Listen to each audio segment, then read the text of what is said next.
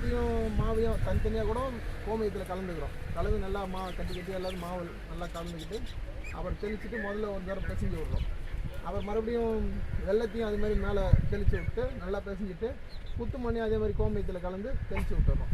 அப்புறம் எல்லாத்தையும் பிசைஞ்சிட்டு உருண்டை நம்ம கைப்பிடி அளவு பிடிச்சி வச்சிடறோம். அது ஒரு 10 நாளுக்குள்ளே நிழலே காரணம் பிறகு அதுக்கப்புறம் எடுத்து நிலத்துக்கு யூஸ் பண்ணுறோம்.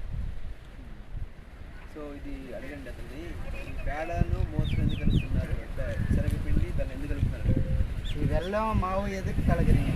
அது வந்து நுண்ணுயிர் பெருக்கிறதுக்கு. அதில் இருக்க நுண்ணுயிருக்கு அது சாப்பாடு மாதிரி, அது உணவு సూక్ష్మజీవులకి అది వెల్లం పిండి అనేది ఆహారం లాగా అది బాగా పెరుగుతుంది అది వేయడం వలన. శనగపిండి వల్ల లాభం ఏంటి, బెల్లం వల్ల లాభం ఏంటి? கடல மாவுனால லாபம் என்ன, வெள்ளத்தினால லாபம் என்ன போடுறதுனால? ரெண்டுமே அந்த நுண்ணுயிருக்கு வந்து சாப்பாடு மாதிரி தான். అది ఇదేనో లాభం ఎందుకు శనగపిండి? అది శనగపిండి మాంసకృతులు ఉంటాయి సార్. అంతా వెల్లం సూక్ష్మజీవులు బాగా పెరగడానికి పనిచేస్తుంది. ఫర్మెంటేషన్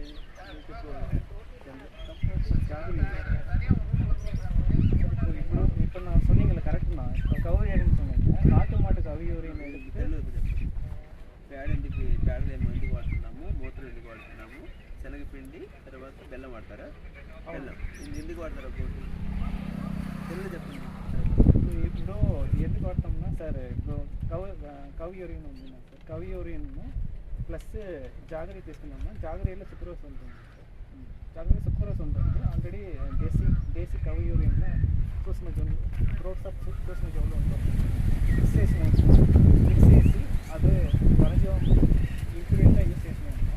ఆల్రెడీ కౌ డంక్లో కూడా మేము growths of microorganism again every day every night growths of microorganism form అవుతుంది. అది ఫెర్మెంటేషన్ చెప్తాను.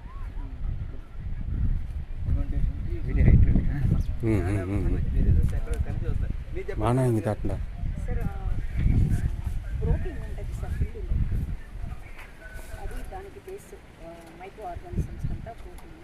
దెన్ బెల్లం వచ్చి ఫుడ్ ఫార్ మైక్రో ఆర్గానిజమ్స్ నిండా ఉంటుంది. కౌలు ఉంటుంది, ఇది దీంట్లోనూ నిండా ఉంటుంది. దాన్ని చేసి పెట్టి మనం మోర్ మైక్రో ఆర్గానిజం డెవలప్ అవుతుంది బాగా. 15 డేస్లో ఇందుగా నెంబర్స్ జాస్తి అవుతుంది, మల్టిప్లై అవుతుంది. ఇద్దరికి తేడా ఉంటుంది కదా, ఈ తేడా అది వస్తుంది చెప్తాను. మీకు అర్థమైందా? మీరు చెప్పిన దానికి మళ్ళీ తర్వాత చెప్తాను. చూడండి తేడా, అది అర్థం చేసుకోవాలి. తిరుమల ఒకలాగా చెప్పాడు, రైతు ఒకలాగా చెప్పాడు, మీరు ఒకలాగా చెప్పారు. మరి సైన్స్ అంటే నాకు చెప్తారు, మరి సైన్స్ ఏంటని చెప్తారు. అంటే ఇది చాలా ముఖ్యమైనది. ఇది అంటే అర్థమైందా? నువ్వు టాబ్లెట్ ఉందనుకో, పారాసిటమాల్ ప్రయాణం ఉంటుంది కదా, దానికి ప్రాసెస్ ఉంటుంది. అలాగే మన ఘనజాంతో వస్తే మరి రైతు ఒకలాగా చెప్పి, మన ఈసీఆర్పి ఒకలాగా చెప్పి, నువ్వు ఒకలాగా చెప్పి, తెలుగు చెప్తే ఆ మందు పని చేస్తా తెలియదు నాకు డౌట్, ప్రశ్న అడుగుతారు. కొంచెం చూద్దాం, మనకి మనసు చెప్తారు. సార్ మీరు తెలుగులో చెప్పండి, అది తమిళ్లో చెప్తాం. న్యాచురల్ ఫార్మింగ్ అంటే మామూలుగా ప్రకృతి వ్యవసాయానికి బేసిస్ ఏంటి మేడం? బేసిస్ మైక్రో సూక్ష్మజీవులు. సూక్ష్మజీవులు 2 రకాలు. అంటే ఉండే సూక్ష్మజీవులు మనం కాపాడుకోవాలా, బయట నుంచి సూక్ష్మజీవి ఇవ్వాలి. కానీ బయట నుంచి సూక్ష్మజీవులు డిఫరెంట్ సూక్ష్మజీవులు కావాలంటే సోర్స్ ఏంటి? ఒకటి కౌ గట్లో మైక్రోబ్స్ ఉంటాయి. ఆ డిఫరెంట్ మైక్రోబ్స్ ఎస్పెషలీ మన దేశీ కౌలు ఎక్కువ డిఫరెంట్ టైప్స్ ఎక్కువ క్వాంటిటీ ఉంటాయట. దాని ఏమంటారంటే డైవర్సిటీ ఎక్కువ ఉంటుంది. ఆ మైక్రోబ్స్ ఎక్కడి నుంచి వస్తాయి? ఆ గట్టి మైక్రోబ్ అంతా కూడా ఈ మైక్రోబ్స్ తీసుకొచ్చి మనం దాన్ని ఏం చేస్తాం, ఉండే మైక్రోబ్స్ మళ్ళీ తిరిగి వాటిని మల్టిప్లై చేయడానికి ఈ సోర్సెస్ వాడతాం మనం. ఎలా మల్టిప్లై జరుగుతుంది? మల్టిప్లికేషన్ ఎలా జరుగుతుంది? సెల్ డివిజన్ జరుగుతుంది కదా, సెల్ డివిజన్, కణ విభజన. ఒక సెల్ ఇది, ఈ సెల్ ఒకటేమవుతుంది, 2 అవుతాయి, 2 ఏమవుతాయి, 4 అవుతాయి, 4 ఎన్ని అవుతాయి, 8 అవుతాయి. అలా కదా. ఇప్పుడు ఇది సెల్స్. ఈచ్ సెల్ ఏంటి? మేడప్ ఆఫ్ సెల్ వాల్ ఉంటుంది, సెల్ వాల్ లోపల న్యూక్లియస్ ఉంటుంది. న్యూక్లియస్ ఉంటుంది కదా, న్యూక్లియస్ ఇది సెల్ వాల్.